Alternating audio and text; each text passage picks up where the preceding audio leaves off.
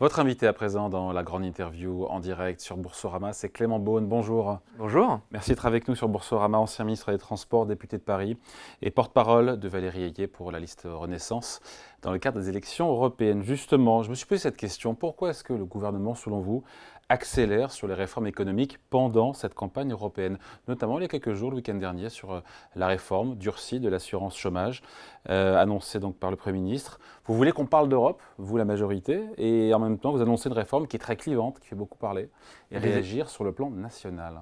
On parle aussi beaucoup d'Europe, on va en parler, j'imagine. Bien sûr. Et le gouvernement lui-même se mobilise en tant que militant, que force politique, le Premier ministre y compris, pour défendre notre bilan et notre vision de l'Europe. Mais il faut que l'action gouvernementale continue. On ne va pas la suspendre pendant les quelques semaines, voire les quelques mois de campagne. On a un gouvernement qui est entré en fonction au mois de janvier. Le Premier ministre a fait une déclaration de politique générale, je crois, à la fin du mois de janvier, dans laquelle d'ailleurs il a mentionné plusieurs réformes, dont la réforme de l'assurance chômage. Et donc on n'allait pas dire en quelque sorte qu'il n'y a pas de problème par ailleurs, il n'y a pas de sujet par ailleurs, sur l'économie notamment, sur les difficultés de recrutement. Donc on ne met pas la France sur pause pendant la campagne des européennes. C'est important. Vous la soutenez sans réserve, cette réforme de l'assurance chômage? Moi j'ai exprimé sur cette réforme de l'assurance chômage des questionnements. Parce que je pense par exemple que des principes comme celui de la contracyclicité sont très importants. Je pense que certains d'ailleurs ont été entendus dans ces questionnements qu'on a portés avec pas mal de députés de la majorité, puisqu'au départ ce n'était pas si clair, maintenant ça a été confirmé par le Premier ministre. Et puis la durée d'indemnisation qui est un paramètre important. Qui a été réduite, il faut cotiser, il faut travailler plus longtemps. Il y a deux choses différentes. On ne touche pas directement à ce paramètre, ce qui était aussi un des points sur lesquels on avait alerté. Il est indirectement touché par les conditions d'affiliation. Il y aura encore, j'imagine, des discussions sur ce sujet. Donc, en tout cas, il faut faire des choses parce qu'on ne peut pas se satisfaire d'un taux de chômage qui reste élevé avec beaucoup d'emplois vacants et des difficultés de recrutement. Je le vois dans ma circonscription, dans l'hôtellerie-restauration en particulier. Après, les paramètres, il faut encore, je pense, prendre un peu de temps pour la discussion et affiner. On n'a pas assez parlé d'Europe, selon vous, dans cette campagne. En même temps, j'ai envie de dire, aucun sujet européen n'a vraiment émergé.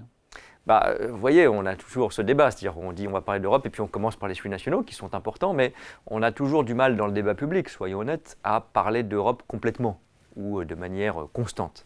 Nous, on a été justement, je crois, quand je dis nous, c'est toute la majorité présidentielle derrière le président, constant et cohérent sur l'Europe, engagé sur l'Europe, et à chaque fois que c'était difficile de faire de l'Europe ou de parler d'Europe, je pense à la crise Covid. C'était pas évident d'acheter les vaccins en commun. C'était pas évident de construire un plan de relance commun, de le défendre en France et de le bâtir en Europe. On l'a fait. L'Europe avance dans les crises, c'est son histoire. C'est vrai que l'Europe avance dans les crises, et puis les crises, elles se dissipent. On passe malheureusement souvent à une autre crise. Après la Covid, on a eu la guerre sur notre continent qui dure encore, et puis on oublie un peu ce qu'a fait l'Europe. Mais je le redis parce que ça nous a tous concernés dans nos vies quotidiennes, dans le monde économique en particulier. S'il n'y avait pas eu le plan de relance à l'échelle européenne, c'est 40% d'aide en moins qu'on aurait eu dans le plan de relance national. C'est 40% de PGE en moins, c'est 40% d'aide au chômage partiel en moins qu'on n'aurait pas eu si on n'avait pas eu cette construction de l'Europe. En effet, ça c'est l'Europe.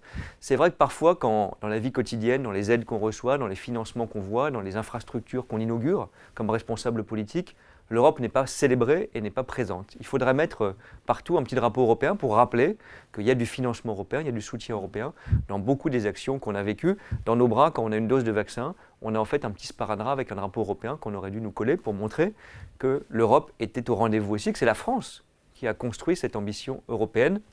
Je ne parle pas seulement du passé, mais il y a beaucoup de choses qu'on propose dans le programme sur la mobilisation de l'épargne européenne pour financer la transition écologique, on va en parler. Sur l'industrie de défense, pour aller plus loin. Ouais. Mais il faut effectivement parler d'Europe et donner envie d'Europe aussi. D'autant que l'Europe est mortelle. Il l'a répété, le Premier ministre Gabriel Attal, cette semaine. Pourquoi? C'est pour, certains diront, c'est pour faire peur, c'est pour mobiliser votre électorat. Pourquoi dire ça, que l'Europe est mortelle? Il ne s'agit pas de faire peur, mais il faut montrer la réalité et les enjeux. Cette élection européenne, le 9 juin, c'est une fois tous les 5 ans. Quand je regarde rapidement ce qui s'est passé en 5 ans, on voit qu'il peut se produire énormément de choses qu'on n'a pas prévues et qui sont souvent dramatiques. Il y a 5 ans, il n'y avait pas encore la guerre en Ukraine. Il y a 5 ans, il n'y avait même pas eu le virus de la Covid du tout.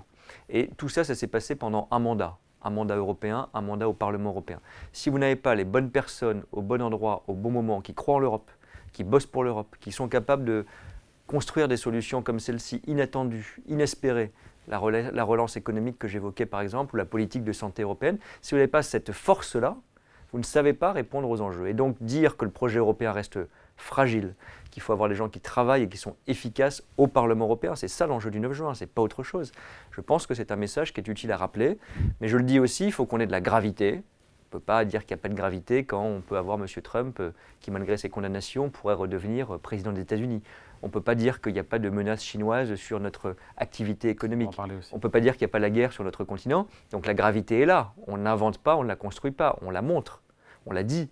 Mais il faut donner aussi un enthousiasme et une envie européenne. Moi, je crois que dire qu'on va avoir un plan d'investissement européen massif, c'est enthousiasmant.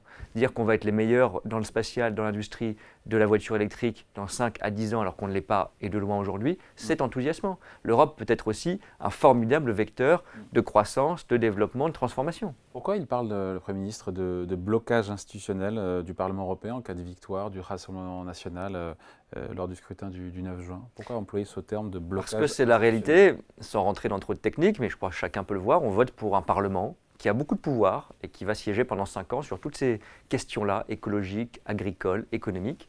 Si vous avez sur à peu près 750 députés, près de 200, c'est ça que disent les sondages aujourd'hui, c'est pas fait, députés qui sont affiliés à l'extrême droite, ça peut bloquer l'adoption de beaucoup de textes. C'est une minorité qui peut être bloquante, qui ne peut pas être agissante, parce qu'ils n'auront pas la majorité au Parlement européen, c'est clair. Ils peuvent gagner une élection ici ou là, j'espère dans le moins de pays possible, mais ils ne peuvent pas être forts au Parlement européen, d'abord parce qu'ils ne sont pas unis entre eux.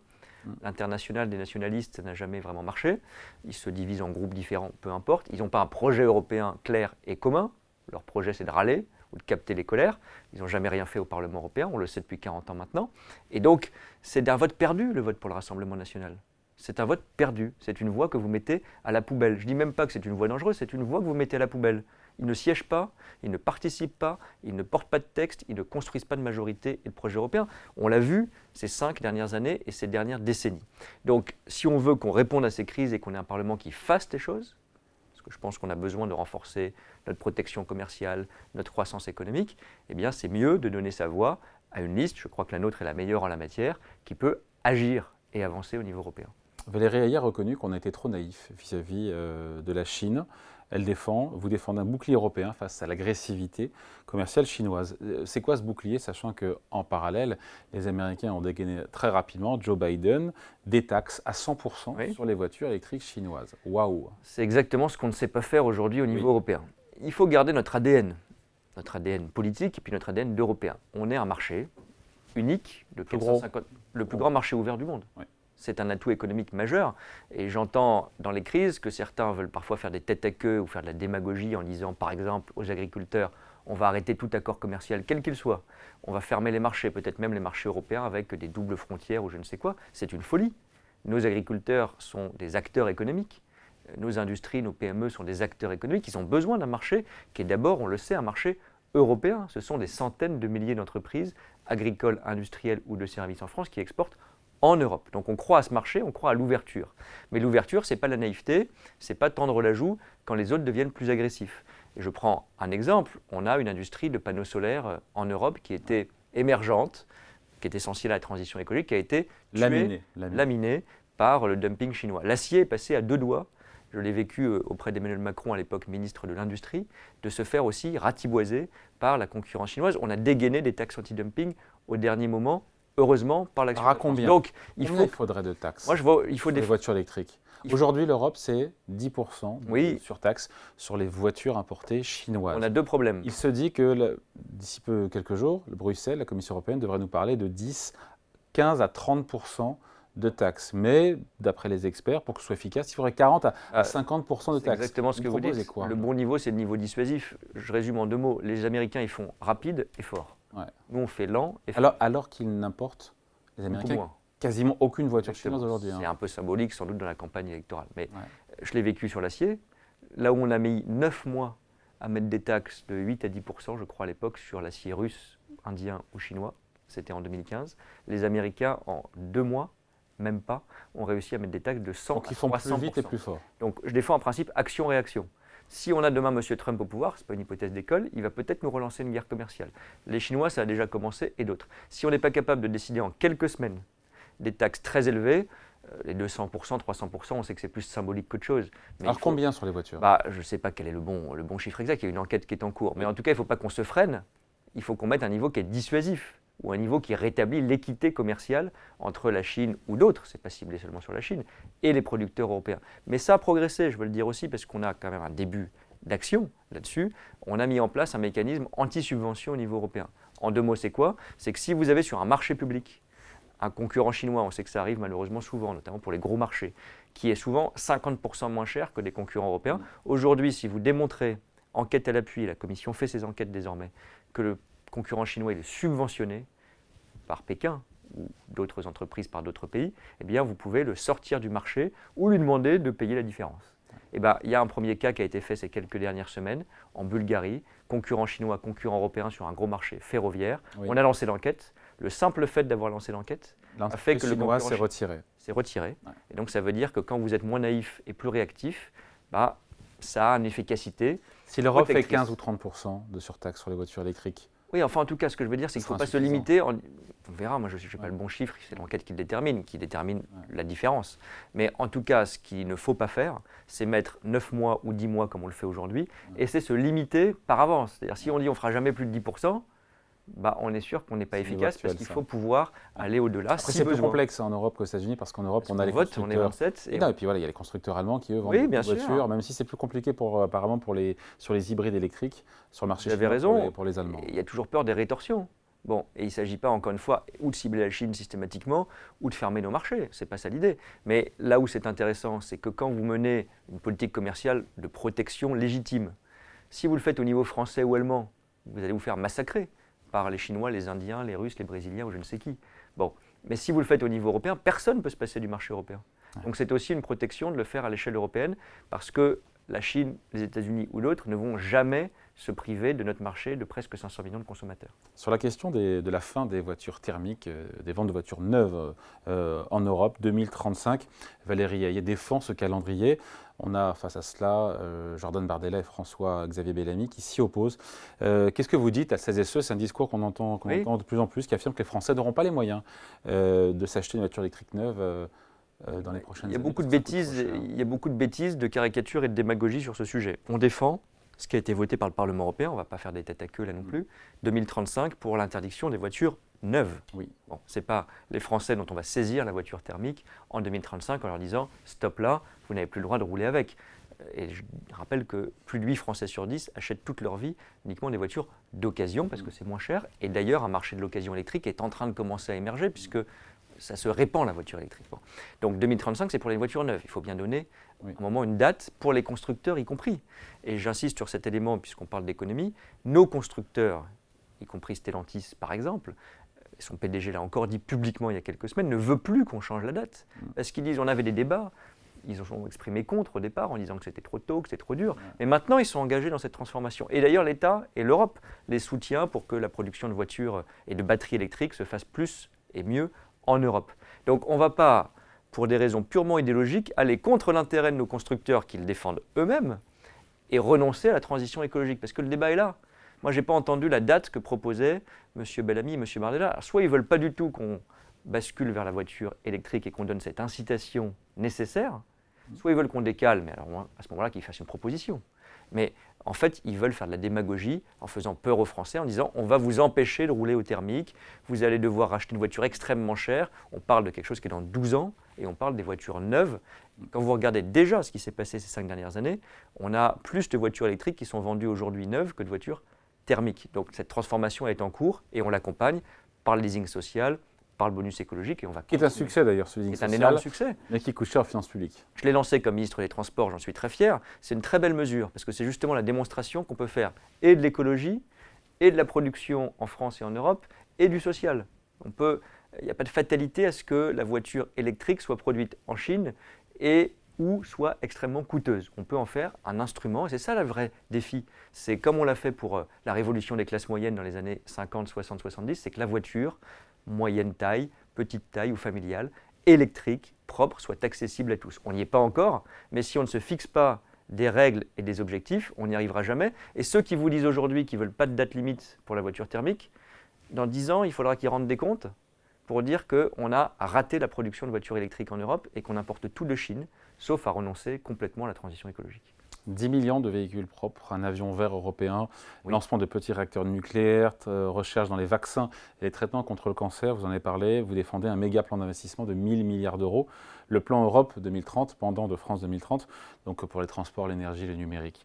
Mais qui dit plus de dettes, certains Français vont se dire, qui dit plus de dettes dit plus d'impôts, alors que la pression fiscale est déjà très élevée en France. Non, c'est très clair, il n'y a pas d'impôt caché, il n'y a pas d'impôt proposé dans ce programme européen. Il faut être très clair là-dessus. La question est simple. Est-ce qu'on a besoin d'investir pour réussir ces grandes transitions que j'évoquais? Est-ce qu'on a besoin d'investir sur un autre sujet que je cite au passage, comme notre défense et notre sécurité? Évidemment oui. Est-ce qu'on a besoin de partager, parce que c'est plus efficace, parfois on peut mutualiser des investissements au niveau européen? Oui. Et est-ce qu'on a les moyens de le faire au niveau européen Est-ce que nos partenaires sont d'accord? Attendez, parce que les 1000 milliards, ce n'est pas 1000 milliards de subventions publiques, c'est de l'investissement public et privé. Et l'ordre de grandeur qu'on évoque, c'est un ordre de grandeur qui est documenté dans beaucoup de rapports sérieux, pas français d'ailleurs. Un pour un? Celui de M. Draghi, celui de M. Letta, etc., qui sont les anciens premiers ministres italiens très respectés. On verra la proportion. L'ordre de grandeur, c'est à peu près un doublement de la capacité budgétaire européenne actuelle. C'est ça qui est évoqué. Mais par exemple, on a fait, et on a réussi à entraîner les Allemands là-dedans, cette semaine une proposition par la voix du président de la République avec le chancelier Scholz en Allemagne, qui est de dire qu'il faut qu'on ait un produit d'épargne européen. Les Français ne savent pas que leur épargne réglementée, leur fameux livret A, leur PEL, l'équivalent en Allemagne, en Italie ou en Espagne, 30% de cette épargne-là, cette épargne populaire, va financer les entreprises en dehors d'Europe. Alors pas sur le livret A, pas sur le livret A, non, pardon. Sur l'épargne réglementée en moyenne. Sur l'assurance vie peut-être, mais pas sur le livret A. Sur l'épargne réglementée en moyenne en Europe. Je prends ces exemples parce que quand on dit épargne réglementée, ce n'est pas très parlant. En moyenne en Europe, c'est ça la réalité. On pourrait mobiliser plusieurs dizaines et même centaines de milliards d'euros sur la durée d'un mandat pour financer davantage, ce n'est pas de l'impôt supplémentaire, nos entreprises européennes avec une forme de préférence européenne pour ces grandes transitions. C'est important. Par exemple, la Banque européenne d'investissement, qui est un financeur public, pour faire simple, à l'échelle européenne, aujourd'hui ne finance pas du tout la défense. Ne finance pas encore assez la transition écologique. Ça, ce n'est pas de l'impôt supplémentaire, c'est de l'argent qui peut faire partie de ces 1000 milliards. Et est-ce qu'il faudra augmenter le budget européen lui-même? Oui. Est-ce qu'il faudra faire contribuer ceux qui bénéficient du marché européen et qui n'y contribuent pas ou très peu aujourd'hui? Je pense justement à ces entreprises qui exportent vers chez nous, chinoises, américaines, brésiliennes, indiennes et autres. Bienvenue en Europe, mais à nos conditions. Et par exemple, si elles produisent sans respecter nos exigences environnementales, à partir de 2026, elles paieront une taxe carbone aux frontières. Cette taxe-là, ce n'est pas une taxe sur les Européens, c'est une taxe sur les non-Européens. Ça peut aider. Non pas payé par le consommateur. Pas payé par le consommateur, bien sûr. Payé par les entreprises. Alors, vous me direz, à la fin, il y a un prix final. Ben oui, oui, d'accord, mais prix, hein. bien sûr, il faut être honnête, il n'y a pas d'argent magique. Non. Mais ce n'est pas de l'impôt. Et l'idée aussi, c'est que on ne peut pas vouloir tirer les prix vers le bas si c'est au détriment de nos producteurs. C'est ce qu'on a fait dans des industries comme le textile, on les a massacrés. Ouais. Il y a consensus ou pas chez nos partenaires européens pour doubler le montant du budget européen, pour créer un livret européen? Sur l'épargne réglementée, c'était quelque chose qui était dans l'air en France, que le ministre de l'économie avait évoqué. Là, il y a un accord franco-allemand pour le proposer. C'est toujours la première étape. Sur plus de dettes communes. On a fait sur le plan de relance. J'ai un doute sur plus de dettes communes. Plus de dettes communes, c'est intéressant. D'abord, vous noterez qu'on n'a pas dit, ni dans le discours du président de la République à la Sorbonne, ni dans le programme, on va tout faire par l'emprunt. Ce serait déraisonnable. Bon. Mais les Allemands, on a mentionné l'emprunt commun comme une des options, ont soutenu le discours de la Sorbonne. Alors qu'il y a 7 ans, je m'en souviens bien, la chancelière Merkel avait dit « circuler, il n'y a rien à voir, je ne me sens pas investi et comptable de ce discours français ». Le chancelier Scholz, allemand, a dit « c'est un bon discours, il y a des bonnes idées, travaillons-y ensemble ». Ça a commencé cette semaine. La ministre des Affaires étrangères allemande, qui est verte, qui est écolo, qui n'est pas de notre parti, a dit « c'est un bon discours, je partage les grands objectifs, y compris sur l'investissement ». Donc on va ouvrir cette discussion, et on l'a fait sur le plan de relance européen. Tout le monde ricanait en disant « imaginez que les Allemands vont accepter une dette commune et accepter un effort budgétaire, même en période de crise Covid », et bien on l'a fait. Donc on va ouvrir cette discussion au niveau européen, mais pour ça, j'y reviens, il faut que le 9 juin, on prenne cette élection au sérieux et qu'on ait des députés européennes, des députés européens qui soient capables de construire ces compromis et ces consensus. Ce n'est pas l'extrême droite qui le fera. Ouais, d'ici au 9 juin, il y aura aujourd'hui, ce soir, après la fermeture des marchés financiers, l'agence la plus prestigieuse, la plus grosse agence de notation au monde, Standard & Poor's, qui va remettre sur le grill la note de la dette, la note de crédit de la dette française. Est-ce que vous craignez une possible rétrogradation et ses effets en série? Pas d'informations anticipées sur ce sujet, donc je ne vais pas faire de commentaires par avance. Je préfère évidemment que les choses aillent dans le bon sens ou se stabilisent. Bon, c'est toujours mieux. Mais est-ce que ça change notre engagement à réduire le déficit et la dette, c'est-à-dire même s'il n'y a pas de modification, ce que j'espère, de notre note, on continuera notre stratégie de finances publiques pour réduire la dette et le déficit. On ne le fait pas pour une agence de notation, aussi prestigieuse soit-elle. On le fait parce que c'est l'intérêt de la France. Mais ni Fitch ni Moody's ne croient au retour de la France sous les 3% de déficit public en 2027. Pourquoi s'accrocher à un objectif qui est quasiment inaccessible? On nous a souvent dit ça d'ailleurs sur nos hypothèses de croissance sur le déficit. On a souvent fait mieux que prévu. Cette année, on a. En 2023. Oui, bien sûr. Cette année, il y a eu un décrochage. 5,5%. Vous savez quelle est la moyenne en zone euro? Le déficit public en 2023 de 2%, je pense. Non, 3,5%. Oui, je suis un peu plus optimiste. Oui, c'est clair. Ça a quand même 2 points d'écart. Hein. Oui, bien sûr, mais pourquoi on doit réduire? Vous ne voyez plus mauvais élève que ce qu'on est. Pardon, attendez, je finis sur les questions, parce qu'il y en a beaucoup. Est-ce qu'on est derrière la moyenne de la zone euro et parmi les pays qui sont avec un déficit élevé, une dette trop élevée? Oui, bien sûr. C'est pour ça qu'on doit réduire notre déficit et notre dette. Tout en rajouter à l'échelle européenne. En rajouter au niveau macroéconomique, au niveau européen, on n'est pas surendetté c'est vrai, ça. aux puissances comme les États-Unis, par exemple. C'est aussi pour ça que c'est intéressant de faire la dette commune. Mais je vais être très clair, si vous dites à nos partenaires, vous disiez comment vous allez négocier, on fait ça pour éviter de faire nos efforts français, on ne sera jamais crédible. Donc c'est les deux. On fait les efforts français, et puis il y a des choses sur lesquelles c'est plus rationnel, économiquement, politiquement, d'investir au niveau européen. Et je note quand même, parce que toujours quelques heures de pessimisme avant ces notations, on verra ce que ça donne. Mais fébrilité. La dernière fois, on nous a expliqué que c'était certain que la dégradation allait arriver par les deux agences précédentes. Ça n'a pas été le cas, donc on verra bien. Bon, à 5,5% de déficit public sur 2023, 5,1% attendu cette année pour 2024. Est-ce que pour vous, les comptes publics français sont bien gérés? Mais ils sont en déficit élevé. Il faut être clair. C'est pour ça que sinon on ne ferait pas un plan d'économie de 10 milliards en cours d'année, ce n'est pas pour le plaisir. 2 fois 10. 2 fois oui, 10. il y en aura exactement. Plus 20 l'année prochaine. Il y en aura encore. Ils ne sont pas documentés encore. Oui, le budget n'est pas construit, mais on aura un budget de la sécurité sociale et un budget de l'État qui vont nécessiter ces efforts. On ne peut pas dire tout et son contraire, dire est-ce que c'est vraiment nécessaire de faire des efforts, est-ce qu'on en fait assez? Ça va déjà être une ambition politique parlementaire. Je suis parlementaire, on va voter ça à l'automne. Difficile de justifier, de trouver les bons endroits où faire ces économies. Faisons déjà cet effort. Il est important à faire et important à réaliser parce que ça va nécessiter des efforts dans chaque ministère. Voilà. Mais il faut le faire absolument, pas parce qu'il y a la notation de telle agence qui arrive à telle date, mais parce que c'est une question de souveraineté. Et les projections que vous citez, même en tenant nos objectifs précisément, ça voudrait dire que le budget de la charge de la dette, les intérêts, c'est de l'argent jeté par les fenêtres objectivement pour l'État, qu'on rembourse parce qu'on est évidemment un bon payeur, ça équivaudrait à plus que le budget de l'éducation nationale à la fin du mandat. Ce n'est pas raisonnable de rester dans cette situation.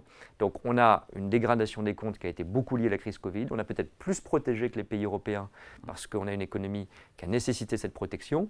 Maintenant, il faut se passer… demande des Français aussi. Bien sûr, mais maintenant notre responsabilité, on pourrait continuer à répondre à une demande estimée qui consiste à toujours dépenser plus. Mais notre responsabilité, parce que moi je ne veux pas que dans 10 ans on nous le reproche, c'est de dire aux Français, aux acteurs économiques, on va être sérieux sur le déficit. C'était un chemin difficile pour ne pas casser la croissance, mais pour faire des économies importantes. Clément Beaune, on est à une grosse semaine des élections européennes. La liste menée par Jordan Bardella, est-ce qu'elle peut encore être rattrapée ou est-ce que vous vous êtes fait une raison? Il y a en moyenne, allez, on va dire 15 points d'écart. Ah non, ça je ne me ferai jamais une raison, encore moins quand le combat est à mener contre l'extrême droite. Et puis je rappelle quand même une vérité, je fais des réunions publiques chaque jour, mérite d'être dite, on l'oublie un petit peu, c'est que personne n'a encore voté.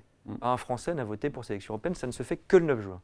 Donc tant qu'on n'est pas le 9 juin à 8 h quand les bureaux de vote ouvrent, tout est possible.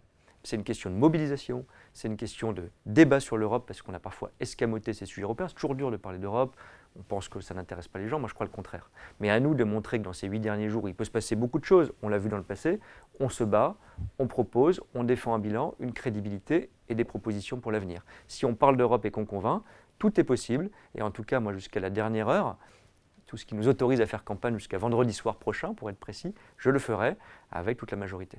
Raphaël Glucksmann est au coude à coude avec votre candidate Valérie Ayé. Qu'est-ce que vous dites aux électeurs de gauche qui veulent voter pour cette liste PS Place Publique? Moi, je leur dis, je partage leur sensibilité. Je suis quelqu'un qui s'est toujours défini comme étant un social-démocrate. Je continue à le partager. On n'est peut-être pas tous les sociaux-démocrates aux mêmes endroits politiquement.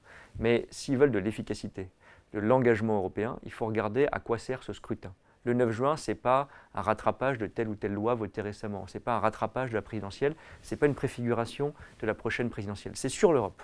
C'est que tous les 5 ans qu'on vote sur l'Europe. Ça vaut quand même le coup de se poser la question.